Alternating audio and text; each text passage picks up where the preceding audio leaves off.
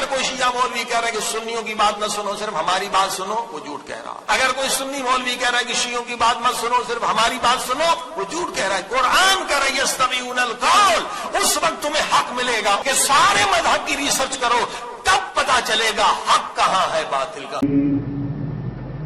اللہ اکبر۔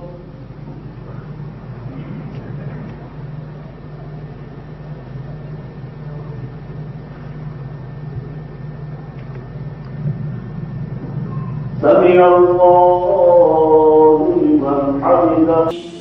اللہ اکبر۔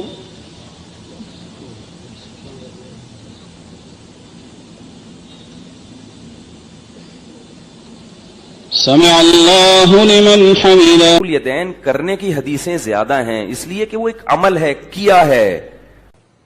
جنت رفع یدین کرنے اور رفع یدین نہ کرنے کے کسی ایک طبقے کے لیے رجسٹری نہیں ہے۔ بھئی رفع یدین کرنے والے بھی جنت میں جائیں گے، آپ جا کے دیکھ لینا۔ امام بخاری ہوں گے کہ نہیں جنت میں؟ امام مسلم ہوں گے کہ نہیں جنت میں؟ امام ابو داؤد، ترمذی، نسائی، ابن ماجہ سب ہوں گے کہ نہیں؟ ارے نیچے آ جائیں، حضور غوث العظم میرے اور آپ تھے اور کل دنیا کے شیخ عبد القادر جیلانی ہوں گے کہ نہیں جنت میں؟ یہ سب رفع یدین کرتے تھے۔ اب میں ان کا مرید ہوں، میں حنفی ہوں، میں رفع یدین نہیں کرتا۔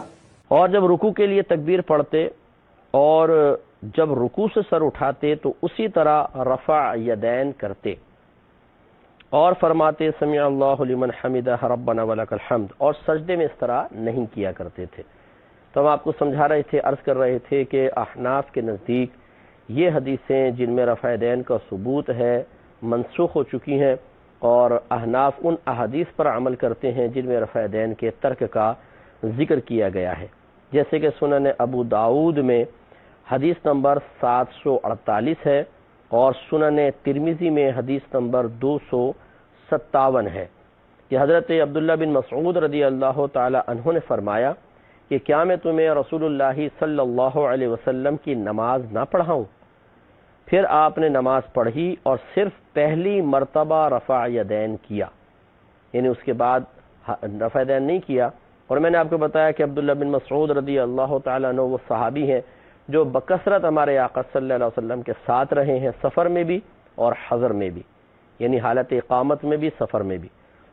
اور آپ کی عادت تھی کہ اکثر آپ رحمت کونین صلی اللہ علیہ وسلم کی زندگی کے آخری ایام کے اعمال اور افعال اختیار کیا کرتے تھے، لہذا گویا کہ آپ نے ترک رفع یدین فرمایا ہے۔ کرنے والے بھی جنت میں جائیں گے، نہ کرنے والے بھی جائیں گے، اگر کبائر سے اجتناب ہے، محرمات سے اجتناب ہے۔ عبداللہ بن عمر رفع یدین کرتے تھے۔ دونوں جانب ٹھیک ہیں، کسی پر اعتراض نہ۔ اس لیے آپ دیکھیں نا کہ محدثین کرام جو ہیں وہ جب حدیث مبارک میں ایک حدیث اور ایک باب باندھتے ہیں کہ رفع یدین کرنے کا، اور حدیث لکھتے ہیں اس کے فوراً باب ایک باب بھی باندھتے ہیں رفع یدین نہ کرنے کا، کہ بھی کرنے کی بھی حدیث موجود ہے، نہ کرنے کی بھی حدیث موجود ہے۔ تو بعض علماء نے جو حدیث ہے کرنے والی اس کو ترجیح دے دی، اور امام حنیفہ فرماتے ہیں کہ نہیں۔ اصل بات یہ دیکھو کہ محدثین نے اور اصحاب سنن نے جو باب باندھے ہیں، رفع یدین کرنے والا باب پہلے ہے اور نہ کرنے والا اس کے بعد ہے۔ یہ کسی حدیث میں آپ نہیں دکھا سکتے کہ رفع یدین جو ہے نہ کرنے والا باب پہلے ہو اور کرنے والا بعد میں، کسی جگہ نہیں ہے۔ تو اس لیے امام صاحب فرماتے ہیں کہ یہ دلیل ہوتی ہے کہ جو باب بعد میں ہے گویا وہ پہلے کا نسخ ہے، کہ پہلا حکم ختم ہو گیا۔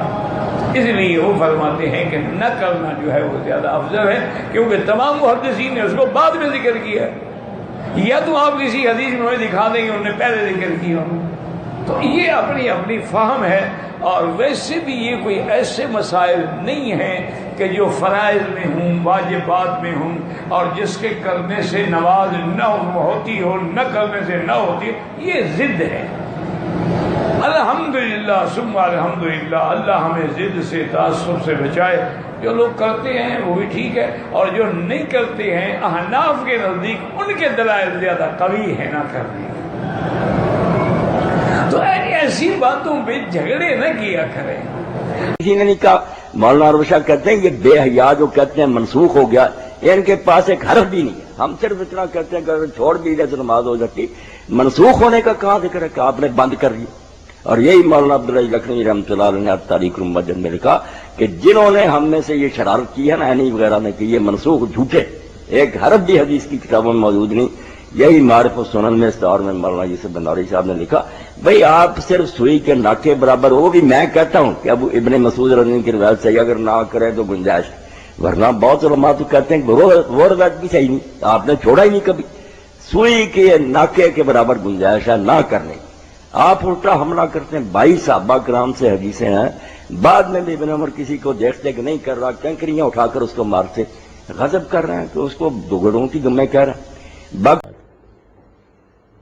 یعنی ایک تو فرض ہے، اس کے بغیر نماز ہوتی نہیں شروع کرتے وقت، اس میں کسی کو اختلاف بھی نہیں.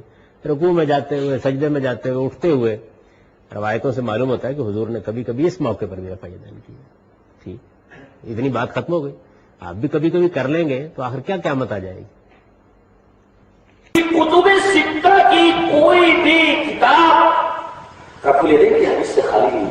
امام ابن ماجہ لا رہے ہیں، امام مسلم لا رہے ہیں، امام بخاری لا رہے ہیں، امام نسائی لا رہے ہیں، امام ابی داؤد لا رہے ہیں، امام مالک لا رہے ہیں. موطا کے اندر کوئی بھی حدیث کی کتاب رفع الیدین کی روایت سے خالی نہیں ہے. امام بخاری جو کہ امام المحدثین ہے، امام الفقہاء ہے، وہ لا رہا ہے اس کو. اتنے بڑے بڑے محدثین کو اس کے نسخ کا علم نہیں. یہ چیک گردی اور چیک گردی کے شور میں ان کو اچھی طرح کہ اس کے اندر نسخ ہو چکا. ان محدثین کو علم نہیں. حدیث پاک دیکھیں کتنی پیاری حدیث ہے. اور امام بخاری کی فقاہت دیکھیے کہ یہ روایت ایسے صحابی سے لا رہے ہیں جو نبی کریم صلی اللہ علیہ وسلم کے انتقال سے کچھ سال پہلے ایمان لایا ہے. جلال الدین سیوطی رحمۃ اللہ علیہ نے فرمایا کہ حدیث رفع الیدین رواہ 50 صحابیا. رفع الیدین کی حدیث کو 50 صحابہ کرام نے روایت کیا ہے. اور علامہ مجد الدین فیروز آبادی مصنف قاموس وہ اپنی کتاب سبر السعادہ کے اندر لکھتے ہیں کہ رفع الیدین کے ثبوت میں تقریباً 400 احادیث موجود ہیں. صحیح مسلم کی روایت ہے 430. رسول اللہ صلی اللہ علیہ وسلم نے فرمایا ما لی اراکم رافعی ایدیکم کانہا اذناب خیل شمس واسکنوا فی الصلاۃ. مجھے کیا ہے، میں تمہیں دیکھ رہا ہوں کہ تم اپنے ہاتھوں کو اس طرح اٹھائے ہوئے ہو جیسے کہ شریر گھوڑوں کی دمیں ہوں، نماز میں سکون اختیار کیا کرو. اصل بات کیا تھی؟ رسول اللہ صلی اللہ علیہ وسلم کی اگلی روایت کو دیکھیے. جابر بن سمرہ کہتے ہیں کہ جب ہم اللہ کے رسول کے ساتھ نماز پڑھتے تو ہم کہتے السلام علیکم ورحمۃ اللہ، السلام علیکم ورحمۃ اللہ، اور ہاتھ سے دونوں طرف اشارہ کرتے السلام علیکم ورحمۃ اللہ، السلام علیکم ورحمۃ اللہ. تو آپ نے اس بات سے منع کر دیا. لیکن آج برا ہو تعصب کا، وہ اسی بات کو لے کے کہتے ہیں دیکھا اللہ کے رسول نے رفع الیدین سے منع کیا ہے کہ یہ شریر گھوڑوں کی دموں کی طرح ہاتھ اٹھاتے ہیں، ایسا نہیں اٹھانا چاہیے. گھوڑا تو دیکھا ہوا نا، کبھی کو دیکھا گھوڑا جس کی دم اوپر نیچے کوائی ہو کہ دائیں بائیں مارتا ہے؟ بولیں شاید بھائی نئے گھوڑے آگے ہوں، ریسرچ کا دور ہے جو ایسے بھی کرتے ہوں. جبکہ یہ بات کس پہ ہے کہ جب آپ سلام پھیرتے تو صحابہ کرام کہتے السلام علیکم ورحمۃ اللہ، السلام علیکم ورحمۃ اللہ. آپ صلی اللہ علیہ وسلم نے اس بات سے بھی منع کر دیا اور فرمایا ما شأنکم تشیرون بأیدیکم کأنہا اذناب خیل شمس اذا سلم احدکم فلیلتفت الی صاحبہ ولا یؤمی بیدہ. یہ بھی صحیح مسلم کی روایت ہے. جب تم میں سے کوئی سلام پھیرے تو اپنے بھائی کی طرف صرف دیکھے، یعنی اپنے چہرے کو موڑے، وہ سلام نہ کہے نہ ہاتھ کا اشارہ کرے. تو اس سے ایک تو پتہ چلا کہ ایسے سلام کے وقت کرنا نہیں چاہیے، اور دوسرا یہ بھی پتہ چلا کہ یہ امت کو جھوٹ سکھایا جاتا ہے، اور سکھانے والوں کو اللہ خوف عطا فرمائے جو رفع الیدین جیسی عظیم سنت کے مخالف ہو کر اس طرح کی من گھڑت باتیں پیش کرتے ہیں. 210 روایتیں رسول اللہ صلی اللہ علیہ وسلم سے رفع الیدین کی ثابت ہیں، حتیٰ کہ تلخیص الحبیر کی روایت ہے. اور یہ ساری روایتیں میں آپ کو دکھا چکا ہوں پروجیکٹر پہ کہ اللہ کے رسول کی بات کر رہے تھے صحابی. فما زالت تلک صلاۃ حتی لقی اللہ. زندگی کی آخری نماز بھی اللہ کے رسول نے رفع الیدین کے ساتھ پڑھی. جب سردیوں میں وائل ابن حجر مدینہ آئے ہیں آپ کی وفات کے 6 ماہ قبل، اور انہیں چادریں نہیں ملی صحابہ نے. وكانوا يرفعون ايديهم تحت ارضيتهم. صحابہ چادروں کے نیچے بھی اپنے ہاتھوں کو اٹھاتے تھے. اور مجھے یاد آیا ابو ذر رازی کا نام، 7 لاکھ حدیثوں کا حافظ. جب فوت ہوا ساتھیوں نے خواب دیکھی کہ ابو ذر رازی فرشتوں کو نماز پڑھا رہے ہیں. پوچھا کیسے؟ کہتے ہیں برفع الیدین فی الصلاۃ. میں نے زندگی میں رفع الیدین نہیں چھوڑی، اللہ نے یہ مجھے انعام دیا ہے. تو اللہ ہمیں ہر سنت کی حفاظت کی توفیق عطا فرمائے. کیونکہ رفع الیدین جو ہے یہ اس کا جو ترک ہوا ہے یہ صحابہ نے کیا ہے یا تابعین نے کیا؟ کس نے ترک کیا سب سے پہلے؟ تابعین نے.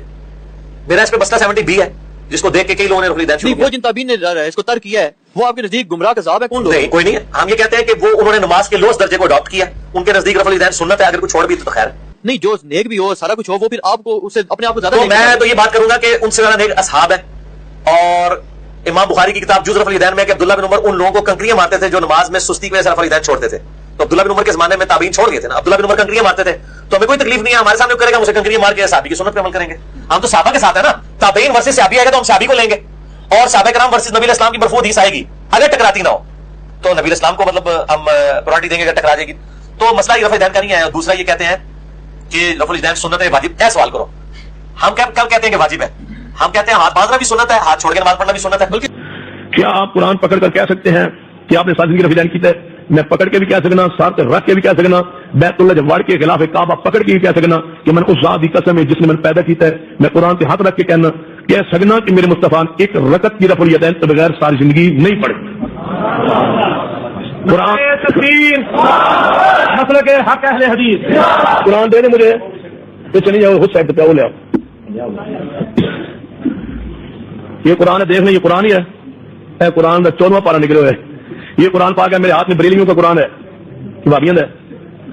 سارے نے سمجھے یہ نا، میرے ہاتھ میں قرآن پاک ہے. مجھے قسم ہے رب کعبہ کی پیغمبر نے ایک رکعت کی رفع الیدین کے بغیر ساری زندگی نہیں پڑھی نماز. تو جڑا انہوں نہ کرے قیامت والے دن ہاتھ میرا تے گربان اس دا، تے جے میں جھوٹی بات کہی ہوئے تے قیامت والے دن ہاتھ تو اڈا تے گربان میرا. ٹھیک ہے، تو جے میں سچی کہی ہوئے تے ہاتھ میرا گربان تو میں کھچ کے تو چکواواں گا اس پاس. ہوں قرآن چکوایا جی نا، تو جی ہوں تھی رفع الیدین نہ کرو جتنے سن رہے ہو، تے پھر قیامت والے دن میں تمہیں چکوا کے انشاءاللہ کہوں گا یا لے جاؤ اس پاسے جدھر تھلو نظر ہی نہ.